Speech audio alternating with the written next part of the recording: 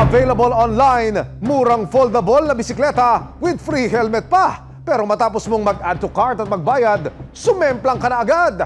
Dahil ang online seller, isa palang online scammer.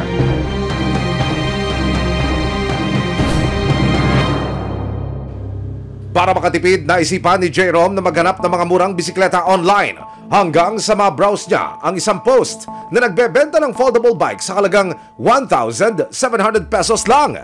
At lalo pa raw siyang naengganyo nang makitang with free helmet pa. Agad daw niyang minessage ang seller at mabilis naman daw itong sumagot.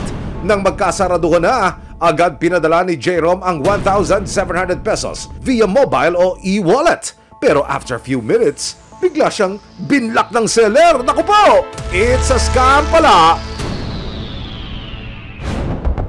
Dumulog si J-Rom Nepomuceno sa resibo para ireklamo ang naranasang panloloko online. Paano nagsimula yung transaksyon niyo? Kwento mo sa akin. Yun nga po, since nag-chat na po ako sa kanya, nagkaroon na po kami konting conversation, kinukuha ko na po yung address niya para ako na po magbubook. Parang gusto niya, siya yung maunang mag-book. Napalalabasin niyang nagbo-book na siya, yun na, kukunin niya na information mo. Nung sinabi ko, sige, gito na lang, nauna ka na. Picturean mo na lang yung rider na nakasakay na tong bike at siya namang isisend ko yung pera po sa inyo. Binayaran ko na po nung pag-alis na daw yung pagbayad ko na, sinabi nung seller, nakaalis na. Nagpadala pa raw ang scammer ng litrato ng nakatiklop na bisikleta na sakay-sakay na sa isang motor. Parang ready to be delivered na. Legit po yung dating. May tumawag po sa akin at sinundan din ang text na nagpakilalang rider po.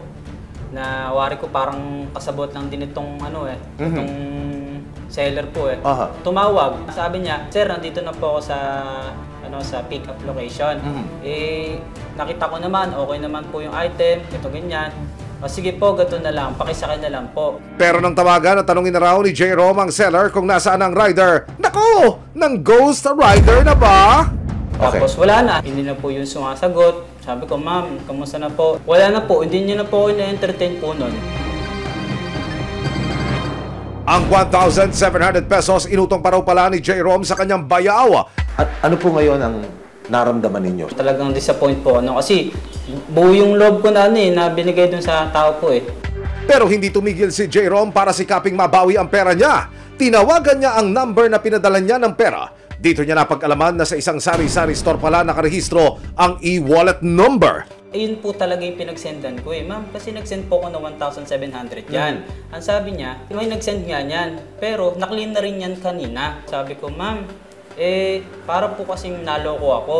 Kilala niyo ho ba yung nag-claim dyan? May nagpunta dito, 2 tao, magkaangkas sa isang motor. Yung babae po ay angkas, ang lalaki naman siyang driver. Sabi ko, ma'am, baka kilala niyo po? Hindi ko kilala. Tapos, sabi ko, ma'am, tulungan niyo po ako. Malamang po, ako po yung nais.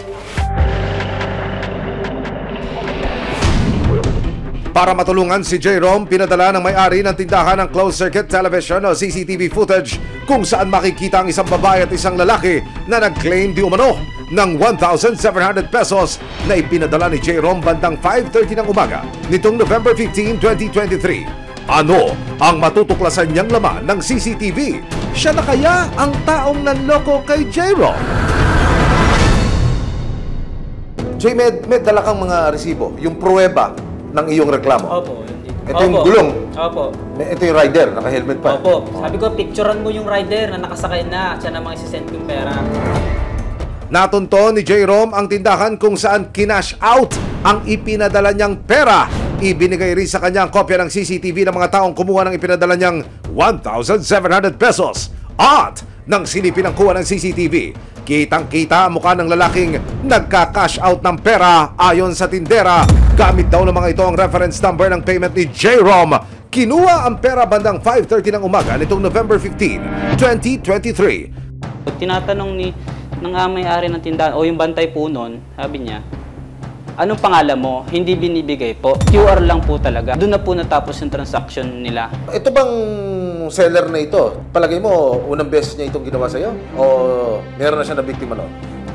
Sa palagay ko po, hindi. Tama ang hinala mo, J-Rom! Sa aming pagmamanman sa scammer na inireklamo ni J-Rom, napag-alaman ng resibo na hindi lang si J-Rom ang na-scam at nabudol ng seller ng bisikleta. Ang biktima nakapag-post pa sa social media ng kanyang naging karanasan sa parehong seller na nanloko kay J-Rom. Ayon kay Maricel, minadali pa raw siya nitong mag-send na ng pera para sa in-order niya. This time, isa namang electric scooter ang ibinebenta ng parehong seller. Yung bike ko na yun, bibili ko sana para sa anak ko na 5 years old. Inaapuran niya ako na mag-settle ng payment dahil marami daw nag-aabang para sa item na yon. Tulad ni J-Rom, pinadalan din daw ng seller si Maricel ng larawan ng rider na magde-deliver ng electric scooter. Uy, always prepared, ha? May pinicturan po siya na nakakarga na sa motor yung item. Kaya naniwala naman sir ako na legit talaga siya. Kasi may kasabot pa siyang rider. Sumunod nagpadala na raw ng 2,200 pesos online si Maricel at pagkatapos, pinlock na siya ng scammer. 3 hours na, wala na. Nung tinracer namin pinapatrace, parang tindahan lang daw sir yun. Sa Imus naman siya nakalocate. Ang gusto ng mga naging biktima, mapanagot at matigil ang ginagawang panloloko ng online seller. Agad nakipag-ugnayan ang resibo sa National Bureau of Investigation o NBI. Kasama ang resibo, kinunan ng salaysay si J-Rom tungkol sa naranasang pambubudol. I-turn over din niya ang mga hawak na resibo o ebidensya laban sa suspect. Kasama ang CCTV footage kung saan nakunan ng video ang mga sinasabing scammer. Nangako naman ng NBI na tututukan nila ang kaso para matigil na ang panloloko ng scammer. Tingnan natin kung yung item ba na binebenta is worth it ba para dun sa presyo. Kung may doubt tayo, you have to trust your instinct. Alamin natin kung sakali na magrereklamo tayo, alam ba natin yung lugar ng tao? Alam ba natin yung tunay na pangalan? Huwag tayong magbibigay ng advance payment. Ang isang risk diyan kahit cash on delivery o COD, kung nagkaroon ng defect, kanino tayo magrereklamo kung di natin alam yung mismong lugar niya? Hindi kami tumitigil na hanapin ang mga taong ito at mabigyan ng tamang leksyon. At ibibigay natin sa kanila ang tamang justice para dito sa mga victims. Ang susunod na step namin, alamin namin, tukuyin namin kung sino talaga yung taong gumagawa nito. Posibleng maharap sa kasong paglabag sa cybercrime law ang sinumang sangkot sa panloloko online. Para sa akin, masaya naman ako kasi sa tingin ko, isa akong pwede maging instrument kasi dito na matigil yung kalokohan na ginagawa ng mga katulad din ng mga yun nga yung scammer.